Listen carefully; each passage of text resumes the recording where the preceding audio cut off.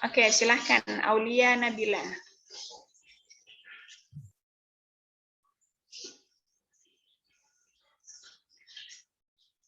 Aulia, silahkan.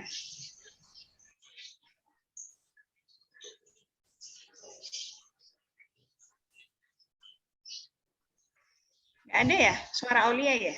Itu suara Aski, Bu, bukan Aulia. Saya, Bu. Aski, Bu. Oh, Aski ya? Oke, silahkan Iya. Aski. Nama saya Aski Syafrina Mumtazah. Izin bertanya, Bu. Di penjelasan Ibu kan dikatakan bahwa Ibnu Jarir At-Tabari itu dilahirkan pada tahun 224 Hijriah dan wafat pada tahun 311 Hijriah. Kira-kira beliau itu hidup sezaman dengan ulama siapa ya, Bu?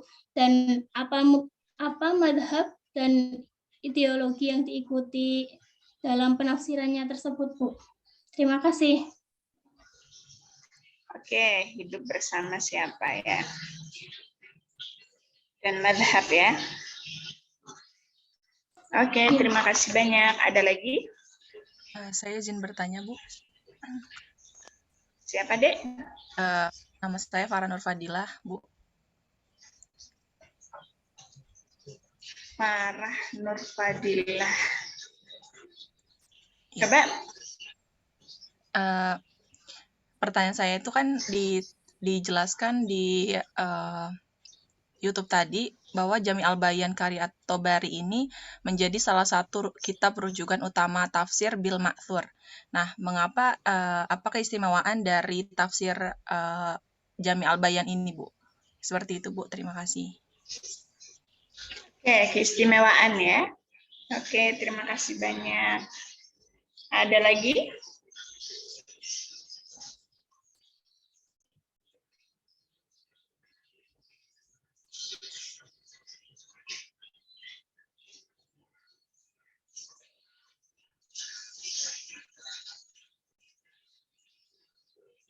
Ada lagi, Dek?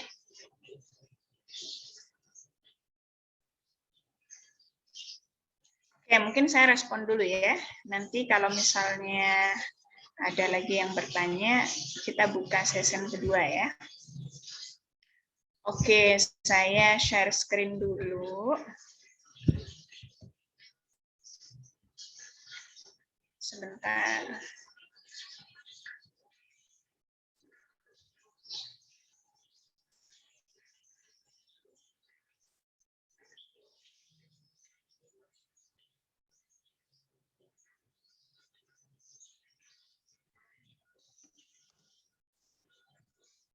Oke, bismillahirrahmanirrahim. Sebentar deh. Ini surah Al-Baqarah bukan ya? Sebentar.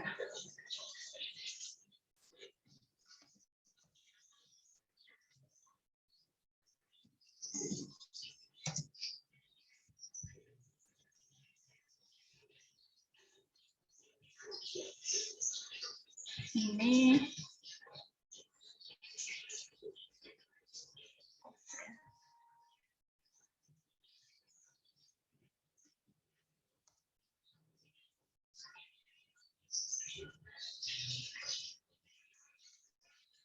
bentar ya, saya sambil buka surah Al-Qiyamah.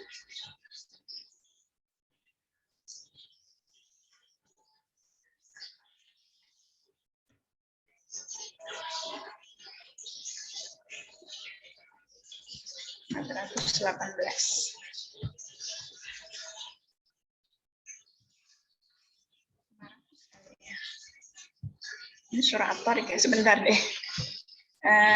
591 tadi surah Al-Qiyamah halaman 409.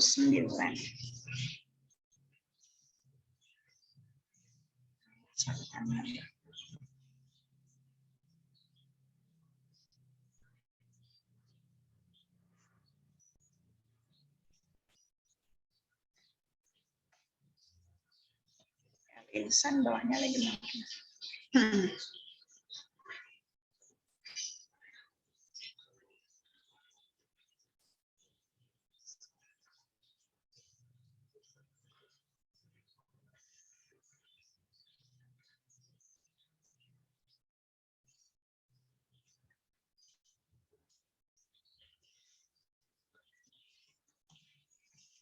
Wah, ini nih Al-Qiyamah ya.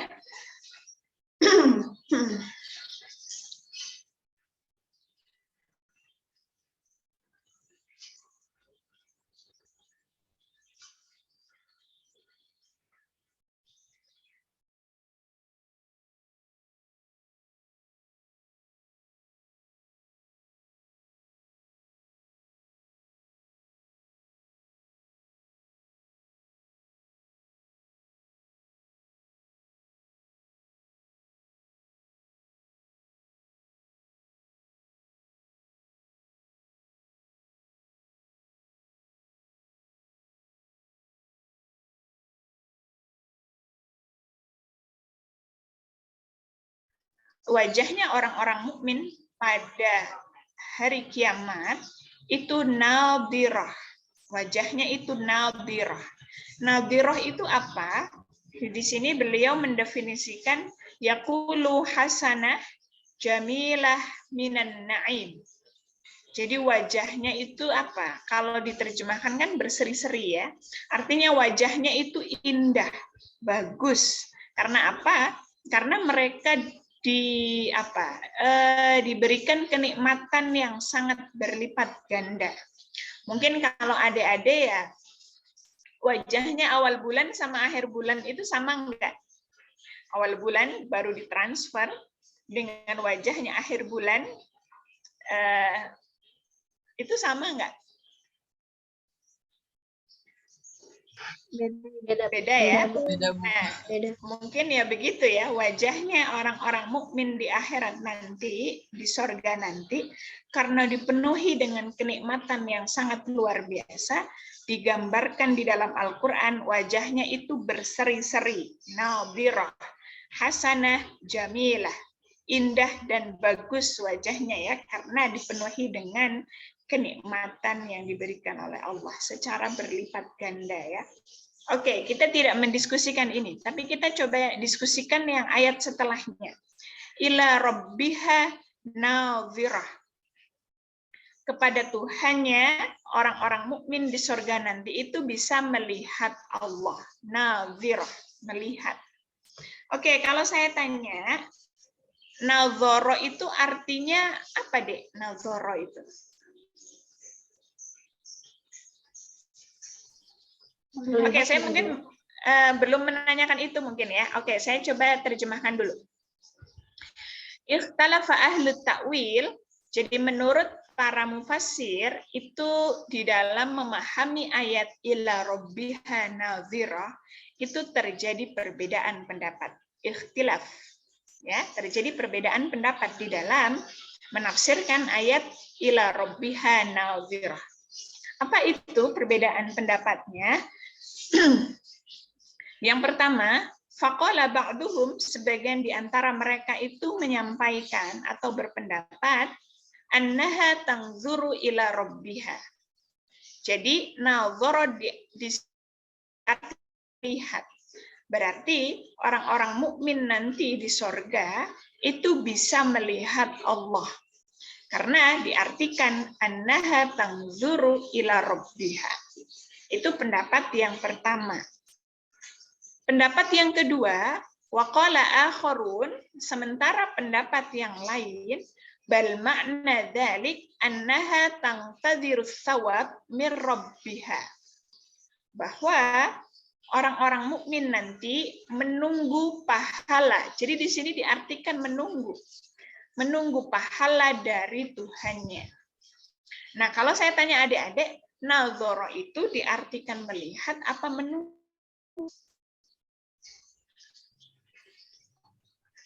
Melihat ya, Bu? Melihat.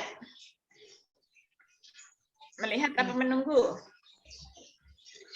Coba kalau saya bacain ayat ini ya, sebentar. Az-Zumar ayat 68. Kalau saya artikan ya, saya bacakan ayatnya dulu ya.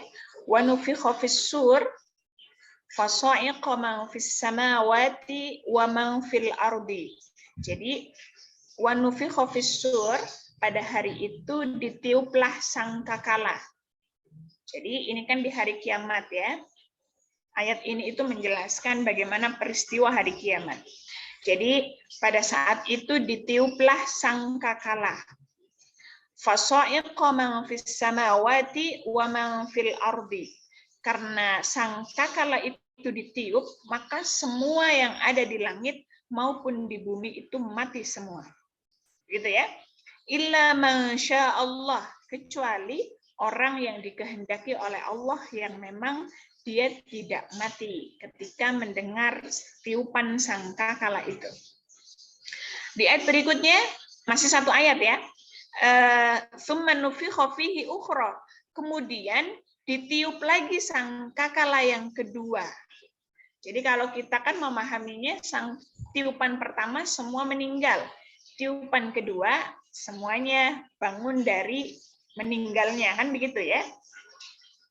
Tsumma nufikha fihi ukhra, kemudian ditiuplah sangkakala yang kedua, fa idzahum qiyamun yanzurun. Nah, pada saat itu mereka itu ya yang tadinya wafat semuanya, meninggal semua, ketika ditiup sangkakala yang kedua, itu mereka dalam posisi berdiri. Fa idzahum qiyamun, mereka berdiri. Terus ayat berikut, kalimat berikutnya, faidahum qiyamun yang zurun ya, pakai nazoro. Bahwa mereka itu karena sudah dibangunkan, karena ada tiupan yang kedua, sangkakala yang kedua, mereka posisinya berdiri dan menunggu. Menunggu dalam artian kan sudah diwafatkan, kemudian dibangunkan, di situ menunggu untuk dihitung amalnya, kan begitu ya. Faidahum qiyamun yanzurun. Jadi mereka itu berdiri dan menunggu. Nah, di sini artinya menunggu, Dek. Jadi nazara itu menunggu atau melihat?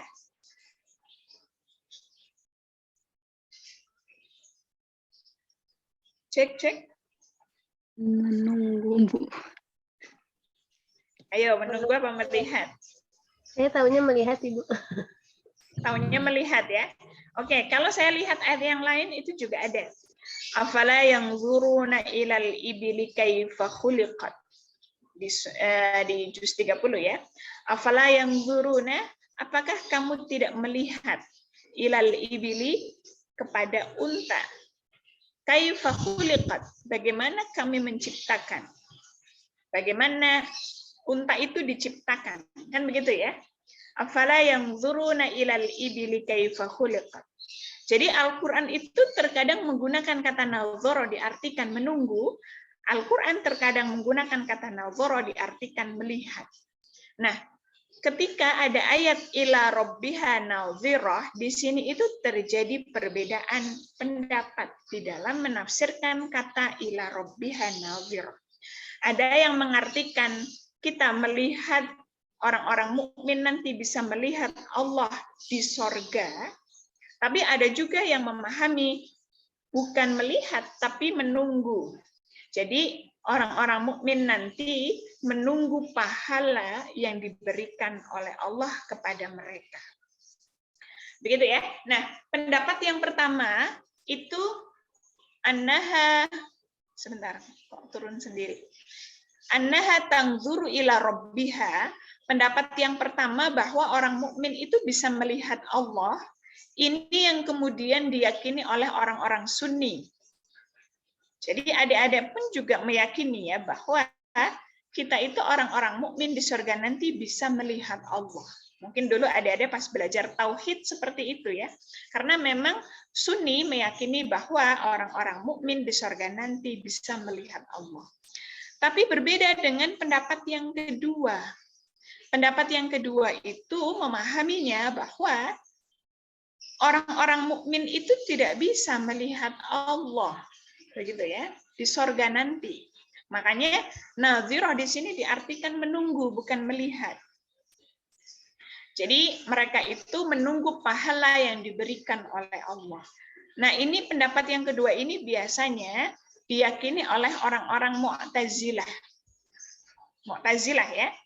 Orang-orang Mu'tazilah itu kan punya prinsip ajaran usulul khamsah ya. ada 5 prinsip ajaran yang dipegang oleh Mu'tazilah. Di antaranya yang pertama adalah at-tauhid. Tapi mereka itu terlalu mengesahkan Allah gitu ya. Terlalu mengesahkan Allah yang kemudian akhirnya tidak mempercayai bahwa kita orang-orang mukmin itu tidak mungkin bisa melihat Allah di surga nanti. Nah, kenapa mereka punya keyakinan seperti itu? Karena menurut mereka dengan prinsip at-tauhidnya ya, karena menurut mereka kalau orang-orang mukmin bisa melihat Allah di surga nanti, itu artinya mereka menyamakan Allah dengan makhluknya. Karena Allah itu tidak bisa dilihat, kata orang-orang Mu'tazilah ya. Kalau Allah bisa melihat, kalau Allah bisa dilihat, maka itu artinya menyamakan Allah dengan makhluknya. Itu menurut Mu'tazilah ya. Di dalam ayat yang lain juga menurut Mu'tazilah disebutkan la tudrikuhul absar wa huwa yudrikul absar. La tudrikuhul absar itu kalau saya terjemahkan bahwa pandangan kita, mata kita itu tidak bisa menjangkau Allah. Kita tidak bisa melihat Allah. Tapi wa huwa yudrikul absar. Tapi Allah itu mampu menjangkau kita dengan penglihatan Allah. Jadi mudahnya ya kita tidak bisa melihat Allah, tapi Allah bisa melihat kita. Itu di ayat la tudrikuhul absar wa huwa yudrikul absar. Nah, makanya menurut Mu'tazilah nggak mungkin di surga nanti itu orang-orang mukmin bisa melihat Allah. Karena ketika Allah bisa dilihat, maka itu artinya menyamakan Allah dengan makhluknya. Karena Allah itu tidak bisa dilihat, sementara Allah bisa melihat kita semua. Begitu ya. Makanya pendapat yang kedua ini oleh orang-orang Mu'tazilah diyakini ya. Jadi nazirah di sini diartikan menunggu, bukan melihat. Begitu ya. Nah, kalau adik-adik, loh, terus yang benar yang mana ya? Tangzuru apa tangtaziru? Melihat atau menunggu? Orang Al-Quran juga kadang tadi itu afala yang zuruna ilal ibili kaifa khuliqat. Itu artinya melihat. Bagaimana kamu melihat? Kan nggak mungkin bagaimana kamu menunggu ya. Bagaimana kamu menunggu unta itu diciptakan? Kan nggak mungkin artinya menunggu, tapi diartikan melihat. Afala yang zuruna ilal ibili kaifa khuliqat. Bagaimana kamu melihat bagaimana unta itu diciptakan gitu ya. Tapi kalau di ayat yang lain yang tadi itu ya tentang tiupan sangkakala itu juga tidak tepat kalau diartikan melihat. Faidahum qiyamu yang turun bahwa mereka itu setelah tiupan sangkakala yang kedua mereka itu berdiri dan menunggu. Menunggu artinya apa? Menunggu mereka apakah amalnya baik, apakah amalnya lebih banyak begitu ya. Jadi hanya melihat. Nah, harusnya adik-adik itu teliti ya. Jadi kalau Al-Quran menggunakan kata nazoro, kemudian disertai huruf ilah, nazoro ilah. Itu artinya melihat. Jadi seperti ini, ila robbiha nazirah, itu artinya melihat nazoro itu. Tapi kalau nazoro tersebut tidak disertai dengan huruf ilah, maka artinya menunggu. Seperti tadi ya, faidahum qiyamu yang zurun. Di situ tidak ada kata ila, makanya diartikan menunggu. Tapi kalau yang afala yang zuruna ila, kan ada ila ya. Afala yang zuruna ilal ibili kaifa khuliqat. Nah, di situ nazara diartikan melihat. Nah, kalau kita lihat ila rabbiha nazirah, itu kan ada ilah. Jadi ya, lebih tepatnya nazara itu diartikan melihat, bukan menunggu. Begitu ya. Oke, jadi ini perdebatan kalam ya, perdebatan teologi. Kira-kira kita itu bisa melihat Allah atau tidak gitu ya. Nah, di sini kalau kita lihat Imam Ibnu Jarir At-Tabari mengunggulkan wa aulal qaulaini fi dzalika indana bis-shawab. Jadi menurut beliau, pendapat yang paling diunggulkan atau pendapat yang paling benar menurut beliau ya, itu adalah Tangzuru ila khaliqiha. Jadi melihat Allah gitu ya. Nah, kalau kita lihat bagaimana beliau mengunggulkan pendapat yang mengatakan bahwa orang-orang mukmin itu bisa melihat Allah, ini artinya kalau mazhab kalamnya itu beliau beraliran Sunni, bukan Mu'tazilah. Begitu ya, tadi yang menanyakan Azkia ya. Begitu Azkia ya. Kalau mazhab kalamnya itu beliau beraliran Sunni. Jadi kalau misalnya tadi Devi menanyakan bagaimana beliau melakukan tarjih, mengunggulkan salah satunya, kenapa kok beliau tidak mengunggulkan pendapat yang kedua misalnya? Tangzur sawab mir rabbiha, begitu ya. Ya, bisa jadi karena memang menurut beliau yang benar ya, yang benar menurut beliau di samping juga kalau menurut orang-orang Sunni, kenapa lebih tepat dipahami tangzuru ila rabbiha, bahwa kita itu bisa melihat Allah. Oke, memang ada ayat la tudrikuhul absar wa huwa yudrikul absar. Bahwa penglihatan kita itu tidak mampu melihat Allah, tapi penglihatan Allah mampu melihat kita. Memang ada ayat tentang itu. Tapi menurut orang-orang Sunni, ayat tersebut itu konteksnya berbeda dengan ila rabbiha nazirah. Kalau la tudrikul absar wa huwa yudrikul absar itu konteksnya di dunia. Tapi kalau ila rabbiha nazirah itu konteksnya di akhirat. Jadi ya berbeda. Memang di dunia kita tidak mampu melihat Allah. Tapi kalau di akhirat nanti orang-orang mukmin di sorga mampu melihat Allah. Kira-kira begitu ya. Jadi beliau mengunggulkan di samping memang beliau beraliran Sunni, dan di sisi lain juga dari aspek analisa bahasa itu, kalau nazara disertai ila itu ya artinya melihat, bukan menunggu, begitu ya. Jadi kalau nazara itu diartikan menunggu, pemaksaan makna. Kira-kira begitu ya. Makanya ketika ditanya sama Devi, gimana cara beliau mentarjih? Ya dengan melakukan analisa yang lebih mendekati kebenaran itu yang mana?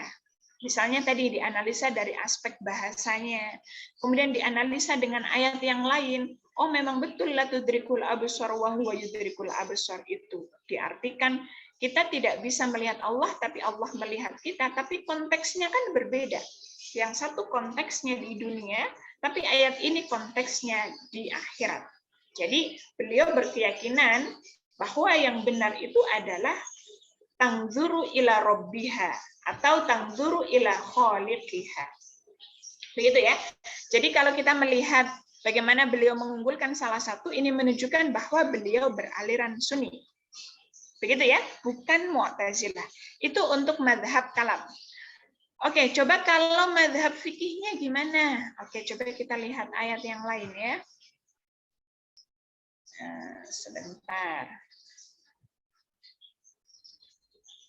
Ini sampai. Oke, misalnya ya.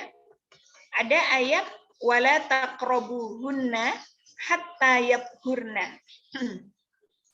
Ini ayat tentang ka'anil mahid qul huwa adan fa'tazilun nisaa fil mahid wala taqrabuhunna hatta yabhurna itu ya.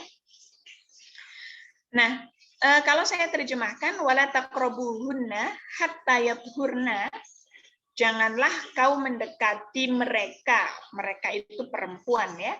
Hatta yabhurna,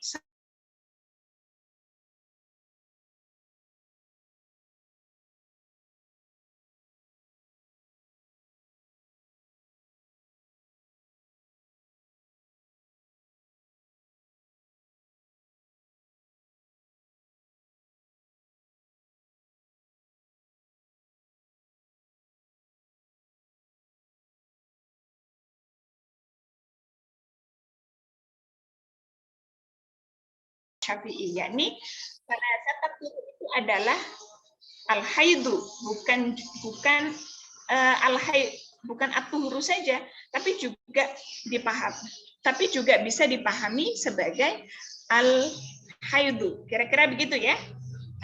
Jadi begitu ya Devi ya. Bukan Azki ya.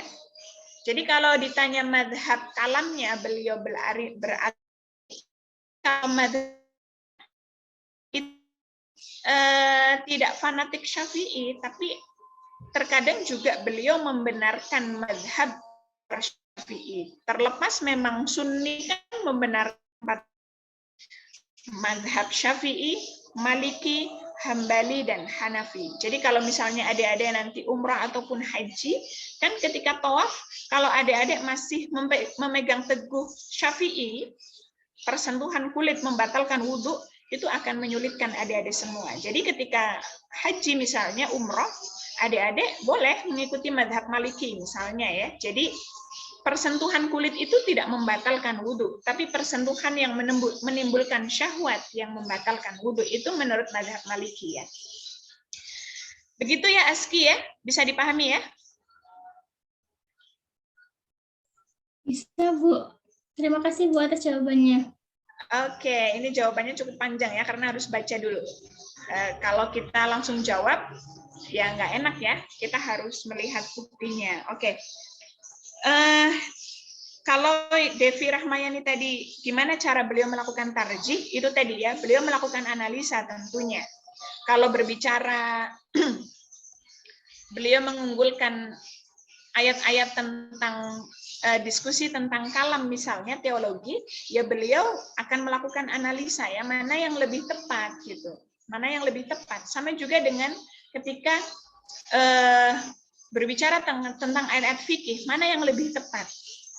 Menurut beliau, oh ternyata ketika dilakukan analisa, oh ternyata dari wala taqrabuhunna hatta yathurna, ya lebih tepatan seorang istri itu ya harus mandi dulu, tidak cukup hanya terputus darahnya.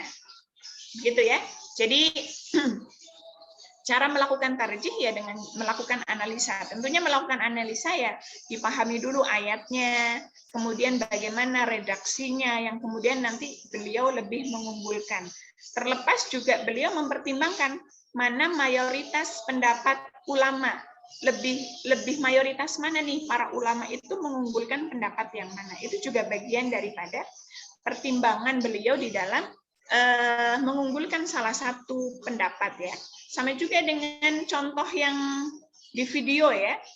Wa idza qumtum ila shalah. Kan bunyinya hanya apabila kamu mendirikan sholat, apabila kamu hendak mendirikan sholat, maka faghsilu gitu ya. Perintahnya adalah membasuh wajah, wudhu maksudnya. Tapi di situ terjadi perbedaan pendapat karena Al-Qur'an tidak menyampaikan. Al-Qur'an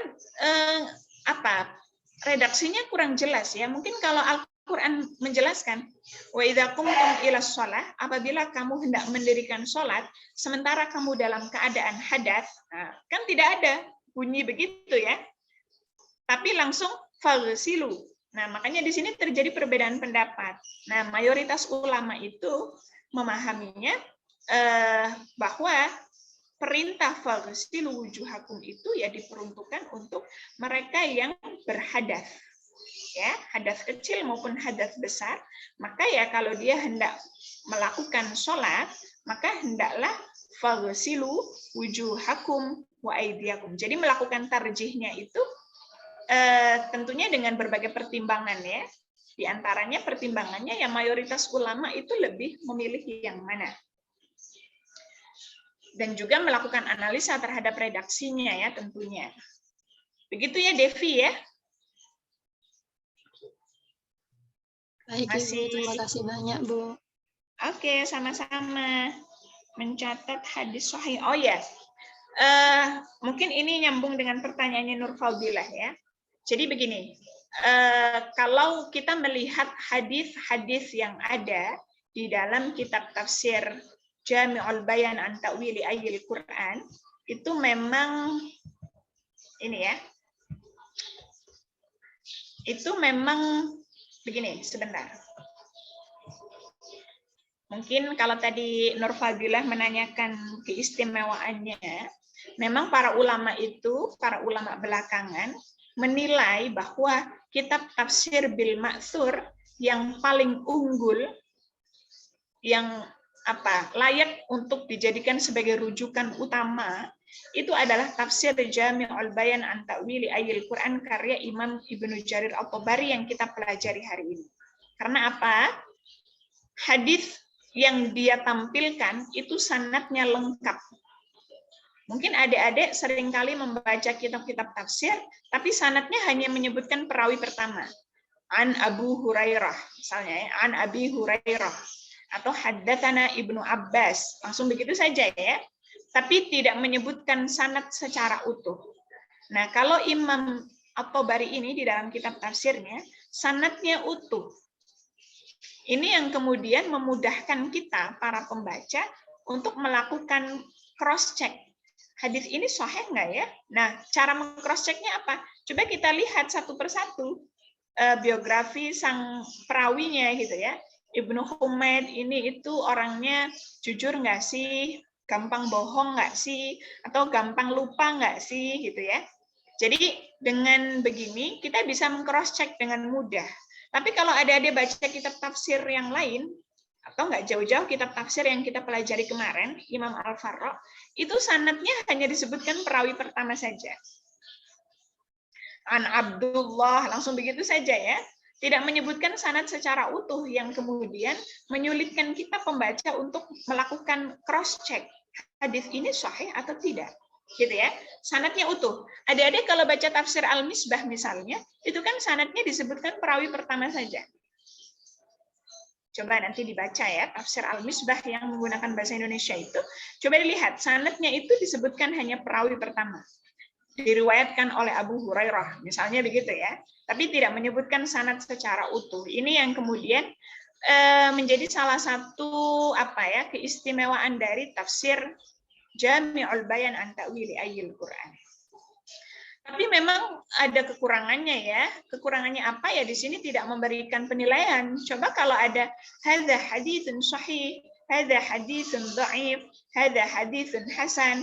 Kalau generasi kita kan memang enaknya itu yang instan ya. Jadi aduh kalau kita cek satu-satu kan ribet sekali, kira-kira begitu ya. Coba kalau langsung dikasih penilaian kan mudah ya, misalnya begitu.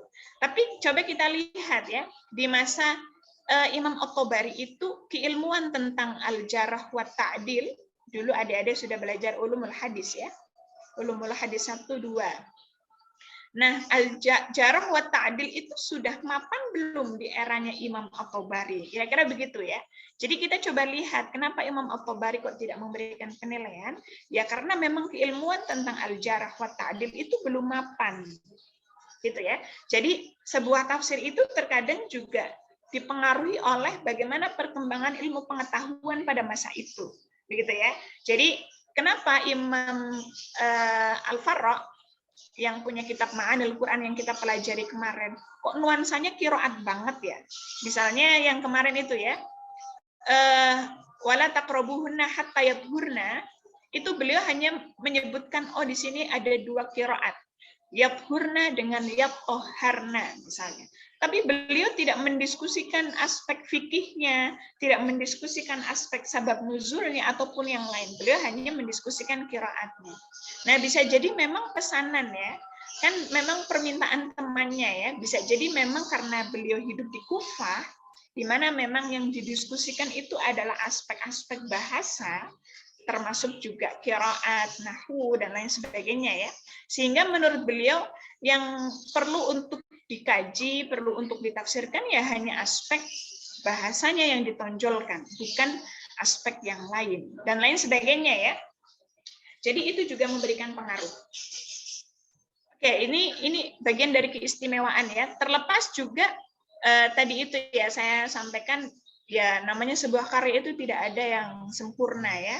Tapi tafsir ini di masanya menjadi kitab tafsir yang sangat bagus ya di masanya. Terlepas nanti di era belakangan muncul keilmuan disiplin ilmu tentang filsafat, kedokteran dan lain sebagainya ya. Itu kita tidak bisa menuntut Imam At-Tabari kok di sini tidak menggunakan analisa filsafat ya.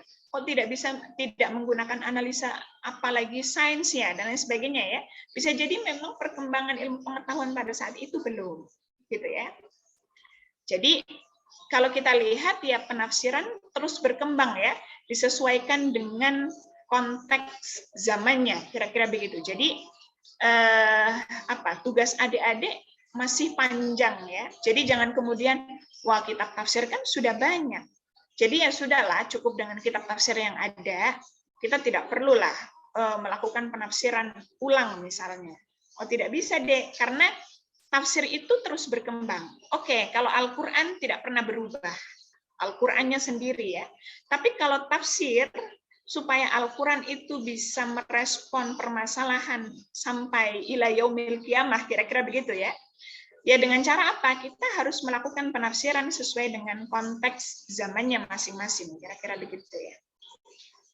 Itu untuk menjawab Farah ya. Jadi keistimewaannya ya sanadnya utuh. Di sisi lain juga menurut para ulama itu hadis-hadis yang dia munculkan di dalam kitab tafsirnya itu hadis-hadis yang sahih. Terlepas nanti di era belakangan ada yang menilai oh ini hadisnya ada yang dhaif nih, tapi tidak banyak gitu ya. Ini yang kemudian dinilai oleh para ulama bahwa kitab tafsir Jami'ul Bayan an Ta'wil Ayatil Quran sebagai kitab tafsir bil ma'thur yang layak untuk dijadikan sebagai rujukan utama. Masterpiece-nya tafsir bil ma'thur ya Jami'ul Bayan an Ta'wil Ayatil Quran. Jadi adik-adik harus tahu nih kitab tafsir yang bil ma'thur yang menjadi rujukan utama ya kitab tafsir ini karya Imam Ibnu Jarir At-Tabari. Gitu ya. Kalau tadi Devi menanyakan yang hadis sahih, tadi saya sudah meresponnya ya. Ada lagi, Dek? Bisa dipahami ya penjelasan saya ya?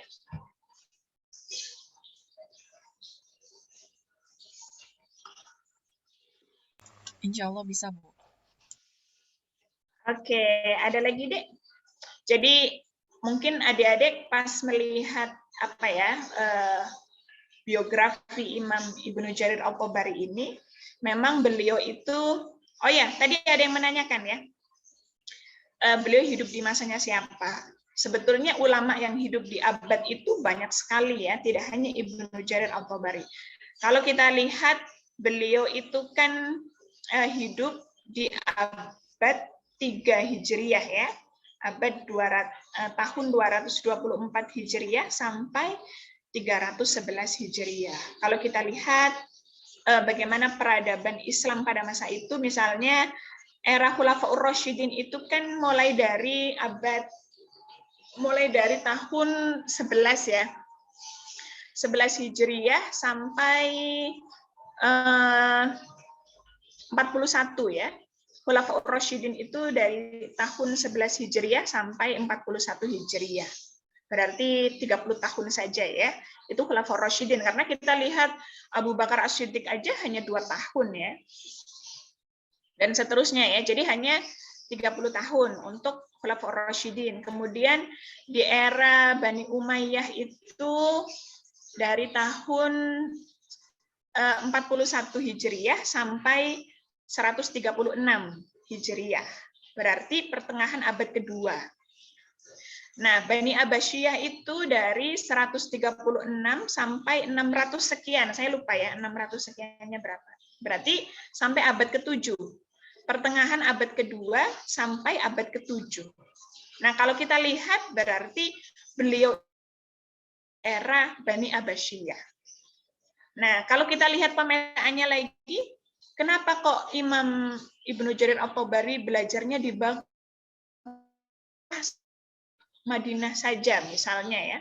Kalau kita lihat pemetaannya, kalau beliau kan hidup di abad 3 Hijriah sampai 4 Hijriah, di mana pada masa itu ada Khalifah Harun Ar-Rasyid. Ya, Harun Ar-Rasyid itu pusat peradaban ilmu pengetahuannya ada di mana? Di Baghdad. Makanya beliau belajar ke Baghdad, begitu ya.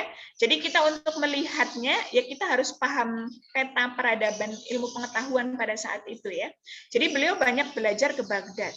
Di sisi lain juga belajar ke Kufah, karena Kufah itu juga menjadi pusat peradaban ilmu pengetahuan di era Bani Umayyah, itu di Kufah. Makanya kemarin seperti Al-Farra, karena memang hidupnya itu kan di abad kedua ya, dan meninggal di awal abad ketiga, berarti kan beliau di abad kedua ya. itu menjadi peradaban ilmu pengetahuan di era Bani Umayyah. At-Tabari ya, belajar ke Baghdad dan lain sebagainya. Nah, kalau berbicara Harun ar-Rasyid, tentunya adik-adik mungkin dulu pas belajar peradaban pas semester 1 itu apa itu? Mata kuliahnya peradaban sejarah peradaban Islam ya, SPI. Masih ingat kan ya pas semester 2 itu. Nah, kalau kita lihat bagaimana prestasi-prestasi yang ditorehkan oleh Harun ar-Rasyid kan luar biasa sekali ya. Tidak hanya di aspek ekonomi dan lain sebagainya ya. Bahkan di ilmu pengetahuan pun juga beliau menorehkan, beliau meminta para ulama pada saat itu menerjemahkan buku-buku dari Yunani, dari Persia dan lain sebagainya ya, yang kemudian nanti muncullah muncullah banyak tokoh-tokoh muslim yang ahli di bidang kedokteran, filsafat, dan lain sebagainya ya. Ini kan zaman Harun ar-Rasyid. Begitu ya, tadi siapa yang tanya, saya lupa ya, Azki kayaknya yang menanyakan beliau hidup di eranya siapa. Nah, kalau kita lihat beliau itu sampai usia 40 tahun, itu melakukan perjalanan intelektual. Dia tidak pernah mukim di salah satu tempat. Jadi dia belajar kepada Syiah di Baghdad, sudah semuanya dikuasai, pindah lagi ke guru yang lain terus sampai usia 40. Ini yang mungkin kita harus teladani ya, semangat beliau di dalam mencari ilmu itu tidak pernah tidak pernah lelah ya. Sampai di usia 40. Mungkin kalau kita nanti namanya perempuan ya, kadang selesai S1 sudah ditanya kapan pulang begitu ya. Ada yang melakukan merantau misalnya ke Jakarta, ke Ciputat untuk kuliah S1. Selesai S1 ya kita ditanya kapan pulang dan seterusnya ya. Tapi nggak masalah, belajar itu kan bisa di mana saja ya. Nah, Imam At-Tabari ini sampai usia 40 itu belajar dan belajar ya. Tapi kemudian setelah usia 40, beliau baru tuh bermukim ya, sudah tidak melakukan perjalanan dari Baghdad, Kufa dan ke tempat-tempat lain ya. Tapi di situ beliau disibukkan dengan mengajar dan menulis. Sampai beliau itu seperti Imam Syafi'i ya. Beliau wafat tapi belum menikah. Tapi kalau belum menikah jangan ditiru ya. Tapi yang ditiru bagaimana semangat beliau belajar, semangat beliau mengajar, dan semangat beliau menulis. Kira-kira seperti itu ya. Ada lagi yang mau ditanyakan?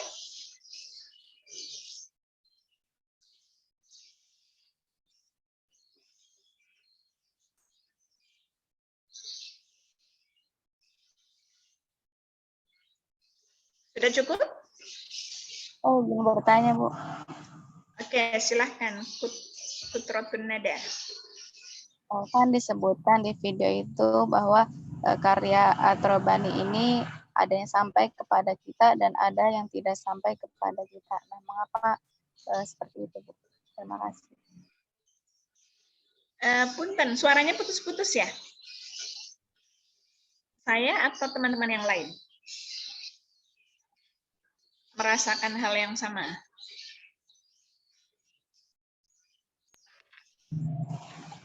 Baik, mungkin saya ulangi ya, Bu. Oke. Kan disebutkan di video bahwa karya At-Tabari ini ada yang sampai kepada kita dan ada juga yang tidak sampai kepada kita. Nah, mengapa demikian, Bu? Mengapa seperti itu? Oke. Sebetulnya yang kemarin kita juga sudah mendiskusikan ya. Jadi tafsir Ma'anil Quran karya Al-Farra itu dikenal sebagai kitab tafsir pertama yang 30 juz yang sampai kepada kita. Kan begitu ya? Karena banyak kitab tafsir diprediksi ya, itu sebetulnya selain Al-Farra itu mungkin ada kitab tafsir yang 30 juz, tapi nggak sampai kepada kita. Jadi dulu itu kan belum ada percetakan ya, Dek ya? Dulu itu masih ditulis dengan tangan. Nah, karena mungkin kitab itu belum sampai, nanti adik-adik di semester 5 kalau nggak salah ya, ada mata kuliah Tahqiqut Turath. Jadi melakukan kajian manuskrip, menganalisa naskah kuno. Misalnya adik-adik menemukan naskah kuno atau mushaf kuno ditulis oleh tangan di abad 18, abad 19, itu terkadang naskahnya itu ada yang rusak begitu ya. Ada yang dimakan rayap, ada yang sobek. Artinya tidak utuh bagus. Karena memang dulu belum ada percetakan seperti sekarang ya. Percetakan ada itu kan di abad 18. Nah, kalau abad 18 Masehi ya. Nah, kalau misalnya ketika Al-Farra itu kan hidup di abad 2 Hijriyah. Kalau 2 Hijriyah berarti Masehinya abad keberapa? Abad ke-8, 8 Masehi. Nah, 8 Masehi ini kan belum ada percetakan. Yang kemudian naskah itu terkadang ada yang sampai kepada kita. Kalau sampai kepada kita kan nanti ketika sudah ada percetakan, misalnya Imam Ibnu Jarir At-Tabari itu baru dicetak itu ya belum lama. Ya 3 abad yang lalu ya, padahal ditulisnya di abad ke-3. Begitu ya, De ya. Tadi siapa yang bertanya ya? Oh ya, Kotrun ya. Jadi begitu Kotrun. Ini yang kemudian banyak naskah-naskah kitab era klasik itu ada yang sampai kepada kita, ada yang nggak sampai gitu ya. Ada yang nggak sampai. Jadi kalau kita lihat yang sampai kepada kita untuk tafsir, untuk karyanya Imam At-Tabari diprediksi oleh ulama-ulama kita itu hanya 40. Tapi bisa jadi lebih banyak dari itu gitu ya. Karena memang menurut pendapat para ulama yang hidup pada masanya, beliau itu sangat produktif. Nah, karena tidak mungkin kayaknya kurang dari 40 itu sepertinya beliau lebih dari itu ya. Cuma memang yang kita temukan hanya segitu. Berarti kemudian disampaikan ya bahwa ada yang sampai kepada kita dan ada yang tidak sampai. Bisa jadi nanti di tahun 2022 pertengahan atau akhir ditemukan naskah kuno. Seperti kita di Indonesia ya, kan banyak sekali mushaf-mushaf kuno. Tapi belum semua ditemukan ya. Makanya orang-orang yang menggeluti di bidang kajian mushaf kuno, naskah-naskah kuno, itu ya suka sekali. Misalnya dia pergi ke Sulawesi. Nanti dia melihat, mencari adakah di Sulawesi itu naskah kuno yang mungkin belum pernah ditelaah oleh para pengkaji manuskrip kuno. Nah, itu dia telaah betul itu. Itu namanya kajian naskah ya, naskah kuno. Jadi bisa jadi naskahnya Ibnu Jarir At-Tabari itu akan ditemukan, bisa jadi. Tapi wallahu a'lam ya. Jadi makanya ada yang sampai kepada kita, ada yang tidak sampai kepada kita. Begitu, Kotrun?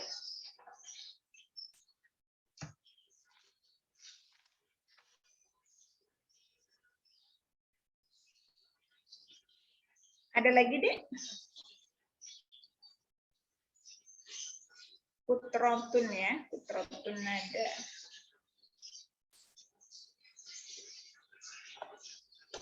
Ada lagi atau cukup? Cukup ya? Oke, waktunya juga sudah jam 12:30 lebih ya. Oke, karena sudah tidak ada lagi yang bertanya, intinya kitab tafsir Ibnu Jarir At-Tabari kalau kita lihat penafsirannya masuk kategori metodenya tahlili karena memang sangat rinci ya. Kemudian kalau kita melihat sumber penafsirannya, beliau lebih dominan bil ma'thur. Tapi ada birro'inya, cuma porsinya itu tidak banyak. Makanya dominan bil ma'thur.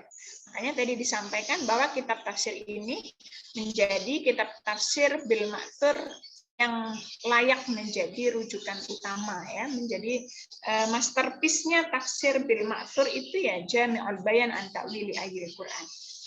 Oke, kalau kita melihat mazhab aliran kalamnya, beliau lebih kepada Sunni dengan kita melihat bagaimana beliau menafsirkan ayat tentang teologi tadi. Sementara kalau kita melihat ayat ahkamnya, itu kita lihat beliau tidak tidak fanatik satu mazhab. Artinya terkadang beliau mengunggulkan Syafi'i, terkadang juga beliau mengunggulkan di luar Syafi'i. Itu artinya memang Sunni itu kan juga mengakui 4 mazhab ya. Oke, mungkin cukup ya. Kita cukupkan pertemuan kita pada siang hari ini. Insya Allah kita akan lanjutkan di hari Selasa depan ya dengan kitab tafsir kalau nggak salah Ma'alimut Tanzil ya karya Imam Al-Baghawi. Oke, kurang lebihnya saya mohon maaf yang sebesar-besarnya. Semoga bermanfaat. Adik-adik juga semoga selalu diberikan kesehatan. Wassalamualaikum warahmatullahi wabarakatuh.